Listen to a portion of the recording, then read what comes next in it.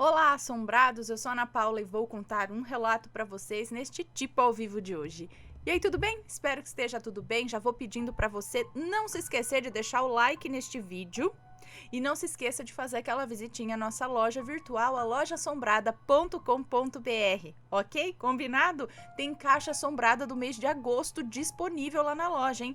O tema da caixa de agosto é gato. Também tá muito legal essa caixa, principalmente para quem é fã aí dos bichanos, tá bom?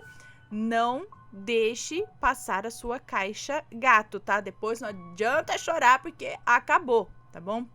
Restam ainda, tem algumas unidades, mas não deixe passar, beleza?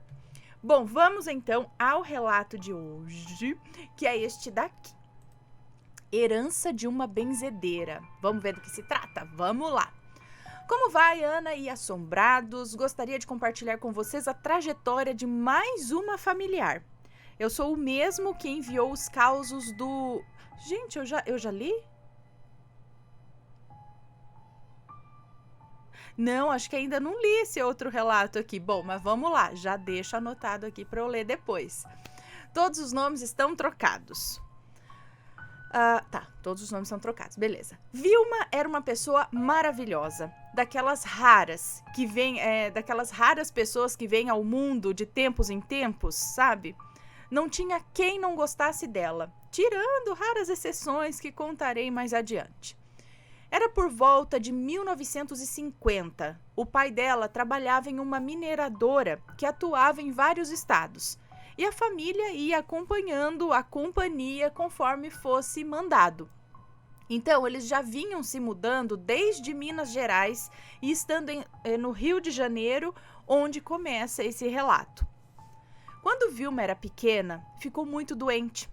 E por ser de família muito simples, do interior do Rio de Janeiro, não tinham muitos recursos. Vilma fora desenganada pelos médicos. Disseram que não tinha mais o que fazer com ela, despachando ela e a mãe, então, para casa. A mãe dela era muito católica, mas não tendo mais a quem recorrer, resolveu aceitar o conselho de uma amiga e levar a menina até uma benzedeira, que morava bem afastado dali.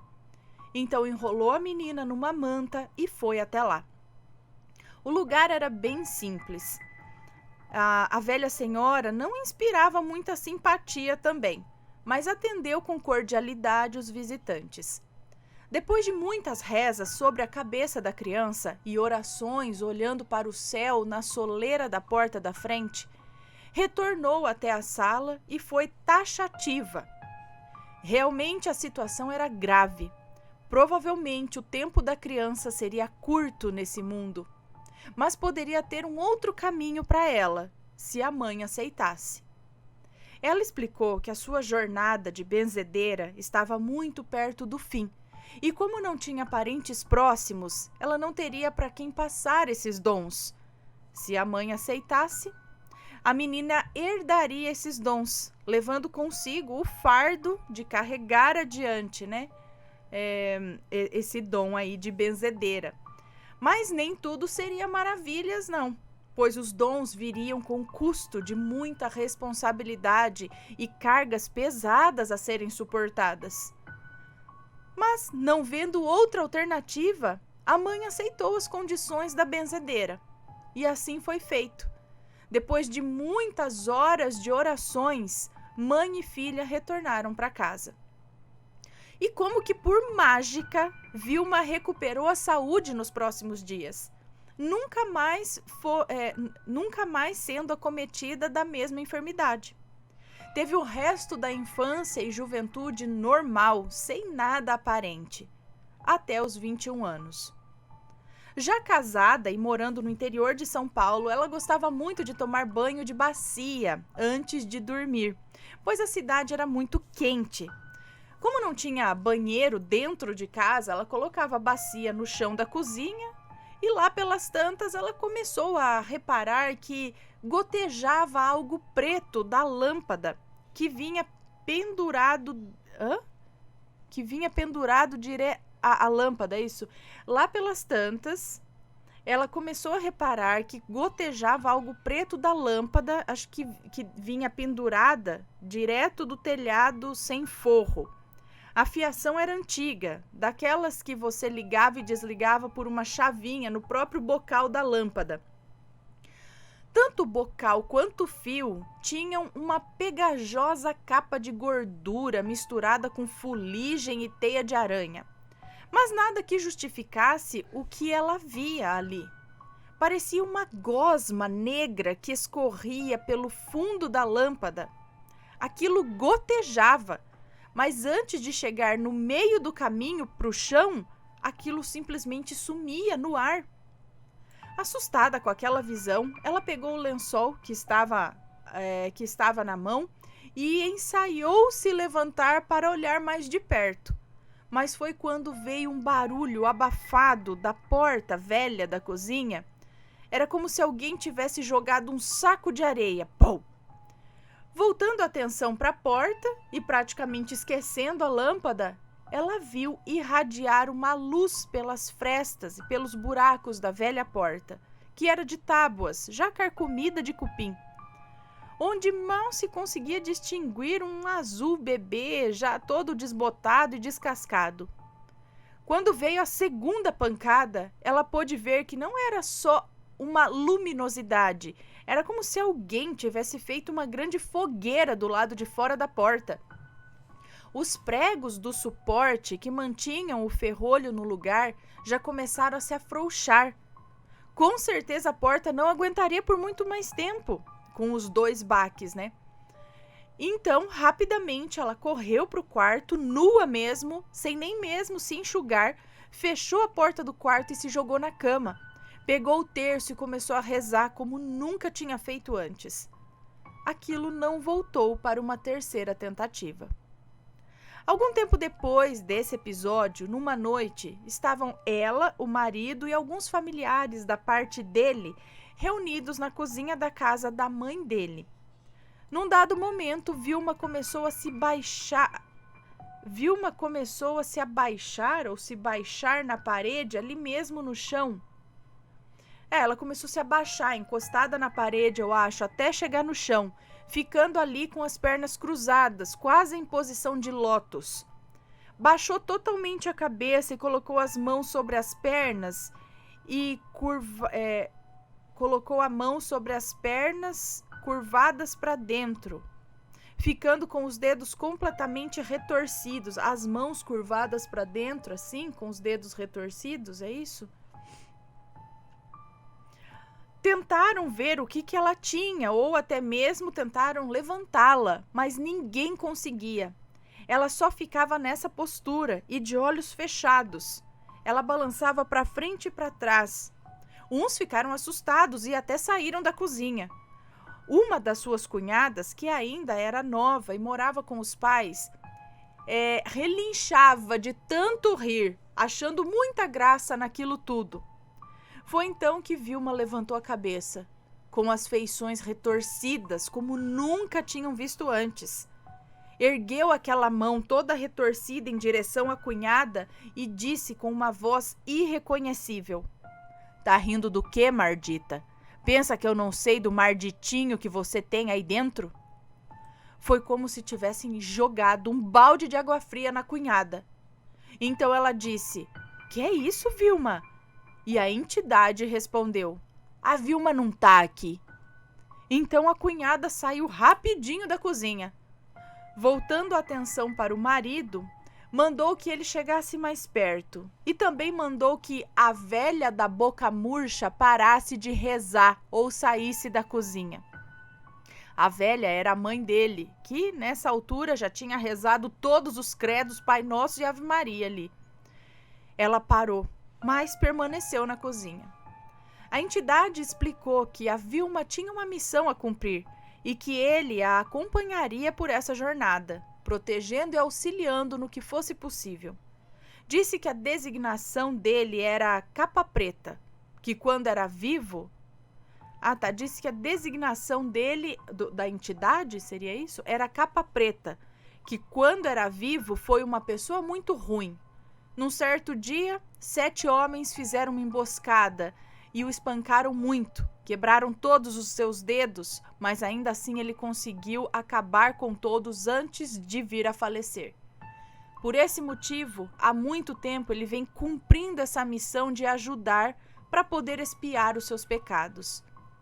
Depois desse relato, Vilma relaxou e adormeceu, recobrando a consciência minutos depois, como se nada tivesse acontecido. Tempos depois, ficaram sabendo que a cunhada estava grávida de algumas semanas, pois se relacionava escondido com um rapaz. Vilma não acreditou em nada que lhe foi relatado, simplesmente ignorou quem tentasse levantar o assunto. Ela era muito católica e naquela época não gostava muito de coisas relacionadas ao espiritismo e à Umbanda. Não muito tempo depois desse episódio, dando continuidade ao dom da velha benzedeira que a salvou quando criança, ela começou a benzer. Fica a dúvida se aquela entidade também acompanhava aquela velha benzedeira ou se era algo novo ali para Vilma. Fato é que ele realmente a acompanhou pelo resto da vida, assim como ele havia dito ao marido dela. Alguns anos depois, já em outra cidade, mais próximo da capital, a sua fama a seguiu. Vinham pessoas de longe para benzer com ela. Muitos até queriam pagar, mas ela nunca aceitou o pagamento. No máximo, ela aceitava um presente simples para os filhos. Numa certa noite, começaram a ouvir barulhos vindo do telhado de zinco. Parecia que algo estava andando em cima dele, fazendo crepitar e cair poeira. Um dos filhos até perguntou o que era aquilo. Vilma disse que não era nada, que devia ser algum gato andando no telhado. Mas claramente dava para ver que não era um gato. Por muitas vezes aquilo parava sobre um ponto e esse local simplesmente começava a se curvar, como se tivesse algo muito pesado ali em cima. A sogra dela, que estava lá a passeio, rezava como nunca, até que aquilo parou e pareceu ter ido embora. Então a velha senhora parou, levantou e se levantou para ir dormir. Mas não deu nem tempo. Vilma se sentou no chão, adotando aquela posição já conhecida por alguns, e antes mesmo que a sogra conseguisse abrir a boca para falar um "Minha Nossa Senhora", a entidade já interrompeu, dizendo: "Nem começa, véia!"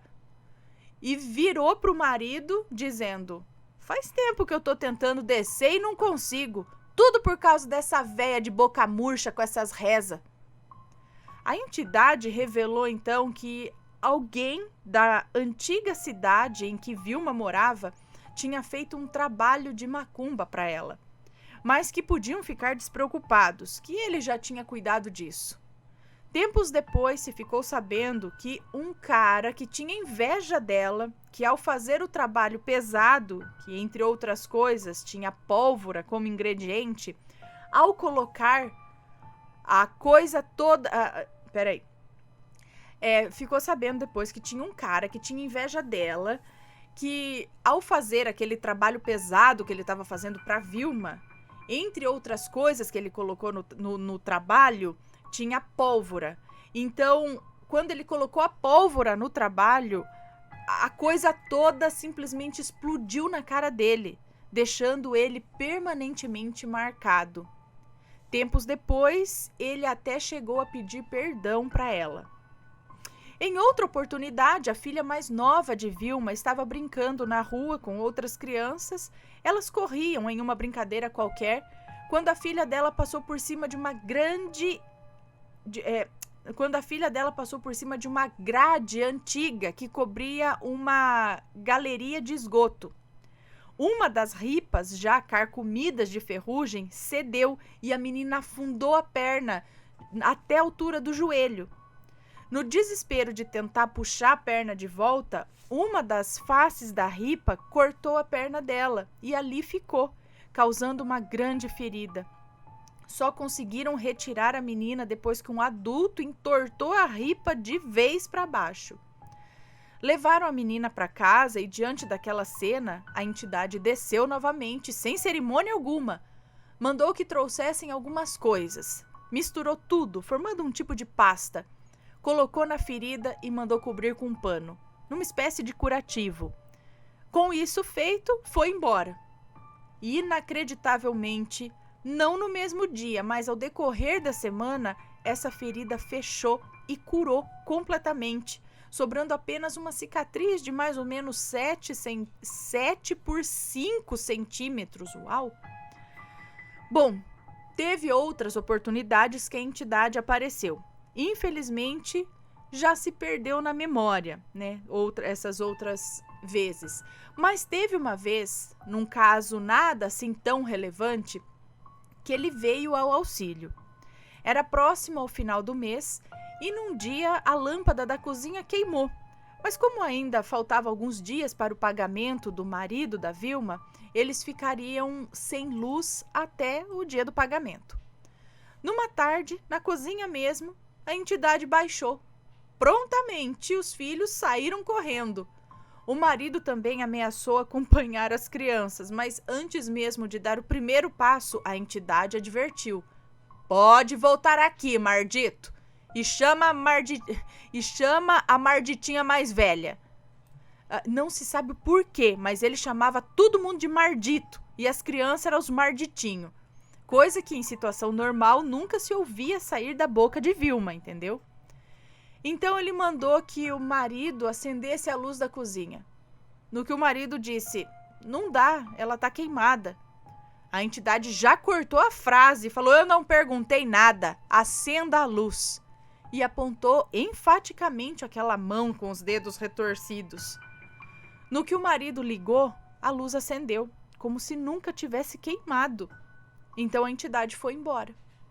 A luz permaneceu funcionando até o dia do pagamento do marido da Vilma, vindo a queimar logo de manhãzinha do dia seguinte. O caçula dela tinha o que hoje conhecemos por terror noturno, que eram rodeados de pesadelos e aparições. Um dos pesadelos mais recorrentes era com um ser todo negro. Ele se prostrava de costas, é isso? Não, acho que ele se mostrava, talvez, de costas para ele, em cima do sofá da sala, que dava de frente para o quarto onde dormia todos os filhos. Como a sala não tinha porta, o campo de visão era livre. Toda vez que ele desviava o olhar, essa criatura descia de costas e vinha calmamente em direção a ele. De costas? Como quem não quisesse chamar a atenção, mas era só o menino olhar que rapidamente ele voltava para o mesmo lugar na posição que estava antes. Isso se repetia, mas com uma diferença. A coisa vinha cada vez mais rápido. Felizmente, o pesadelo acabava antes mesmo da criatura chegar muito perto. Esse pesadelo o atormentou por tempos, até que ocorreu o episódio relatado a seguir. Um certo dia, Vilma sonhou que estava em um lugar vasto e claro. Era só luz, não tinha nada ali. Apenas uma coisa destoava daquela imensidão de luz. Uma criatura de um negro quase azulado. De cócoras? De corcova? Ou de cócoras, seria talvez, no meio daquilo tudo, daquela imensidão de luz, aquele ser escuro de cócoras, talvez, no meio daquilo tudo. Ele olhava feio para ela e mostrava os dentes. Vilma se aproximou daquilo e debochadamente disse: "Cara feia para mim é fome."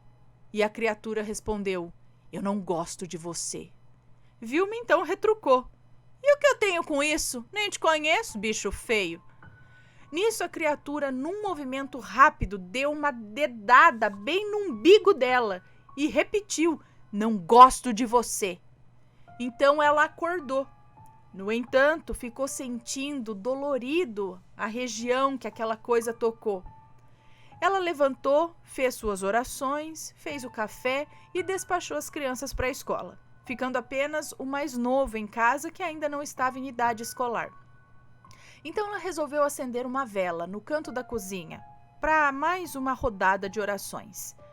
O filho dela a acompanhou. Depois de um tempo, ela estava lavando roupa e o filho estava brincando na sala, quando ele escutou um toque vindo da cozinha. Ele foi até lá e depois de olhar ao redor, reparou que a única coisa que chamava atenção ali era a vela. Então ele chamou a mãe, que na mesma hora veio para ver. A vela estava virada, de ponta cabeça. Parecia que alguém tinha quebrado a vela no meio e puxado para deixar exposto o pavio. Pera, estava de ponta cabeça ou estava quebrada? A vela estava virada de ponta cabeça. Parecia que alguém tinha quebrado a vela ao meio e puxado para deixar exposto o pavio e acendido a chama ali mesmo. No meio da vela, é isso? É, bem no meio da vela. Não deu tempo de parar para pensar no assunto, pois começaram a bater palmas no portão nessa mesma hora, chamando pelo nome dela. Ela foi atender e, ao voltar, disse que teria que sair, deixando o filho aos cuidados da pessoa que veio chamá-la. A pessoa era uma conhecida dele, uma das filhas de uma amiga da mãe, que morava um pouco distante dali. A mãe dela era dona de um terreiro de umbanda. Ele lembrava bem porque já tinha ido lá algumas vezes com seus irmãos em época de São Cosme e Damião, pois eles distribuíam doces e bolos. Só que antes as entidades davam as bênçãos, isso quando as crianças não fugiam de medo de lá. Mas a maioria era vencida pela gula, então ficavam para receber as prendas que eram dadas no final do ritual. Ao retornar, Vilma parecia exausta. Já de noite, com quase todos os filhos reunidos, como de costume, ela sempre contava causos e histórias para eles. E resolveu contar o que houve naquela manhã. Primeiro ela contou o sonho e o que houve com a vela. Depois disse que chegando na casa da amiga, que era praticamente colada ao centro, que ficava num nível mais baixo do terreno do imóvel, numa espécie de galpão, ela foi recebida pela amiga. Disse que tinha aparecido algo medonho atrás da porta do quarto onde ficava o berço da neta. Ela relatou que a criança estava chorando muito quando era deixada no berço, um pouco além do normal. Não era choro de manha, era mais como choro de desespero. A filha dela até tinha ido algumas vezes para embalar um pouco e colocava a criança de volta no berço. Na última vez, foi ela que assumiu a tarefa e que, ao pegar a neta, ficou de frente para a porta entreaberta.